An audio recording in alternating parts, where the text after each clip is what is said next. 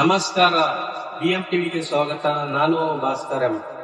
ಬಸವಣ್ಣವ್ರು ಹೇಳ್ತಾರೆ ಎರಡೆರಡು ಪದ ರೀ, ಕಾಯಕವೇ ಕೈಲಾಸ. ಏನ್ ಅದ್ಭುತ ಸರ್. ಆದ್ರೆ ಕಾಯಕ ಕೈಲಾಸ ಯಾವಾಗ ಆಗುತ್ತೆ ಗೊತ್ತಾ? 3 ವಿಷಯಗಳಾಗ್ಬೇಕು. ಒಂದು, ನಿಮ್ಮ ಕಾಯಕ ಅರ್ಥಪೂರ್ಣವಾಗಿರ್ಬೇಕು ಸರ್. ಎರಡನೇದು, ಆ ಕಾಯಕ ಮಾಡ್ತಾರಲ್ಲ ಸರ್ ಕಾರ್ಮಿಕರು, ಅವ್ರು ನಾವು ಗೌರವ ಕೊಡ್ಬೇಕು ಸರ್. ಅವ್ರು ಕೆಲಸ ಮಾಡೋ ಜಾಗದಲ್ಲಿ ಅದ್ಭುತವಾದ ಗೌರವ ಕೊಡ್ಬೇಕು ಸರ್. ಮೂರನೇದು, ಅವ್ರು ಮಾಡುವಂತ ಕೆಲಸಕ್ಕೆ ತಕ್ಕಂತ ಸಂಬಳವನ್ನ ತಕ್ಕಂತ ಸಮಯದಲ್ಲಿ ಕೊಡ್ಬೇಕು ಸರ್. ಇದು 3 ಆಗ್ಬೇಕು. ಈ ಸಂಬಳ ಕೊಡೋದು ಯಾವಾಗ ಕೊಡ್ಬೇಕು ಅಂತ ಈ ವೆಸ್ಟರ್ನ್ ಫಿಲಾಸಫಿ ಹೇಳ್ತಾರೆ. ಕಾರ್ಮಿಕ ಇರ್ತಾನೆ, ಶ್ರಮಿಕ ಇರ್ತಾನೆ, ಕೂಲಿ ಮಾಡೋನು ಇರ್ತಾನೆ. ಅವ್ನ್ ಕೂಲಿ ಮಾಡ್ತಾನಲ್ಲ, ಕೂಲಿ ಮಾಡಿ ಹಣೆಯೆಲ್ಲ ಬೆವ್ರನ್ನ ತೆಗೆದು ಬಿಸಾಕ್ತಾನಲ್ಲ, ಆ ಬೆವ್ರು ನೆಲ ಮುಟ್ಟಕ್ ಮುಂಚೆ ಅವ್ರು ದುಡ್ಡು ಕೊಡ್ಬೇಕು ನಾವು.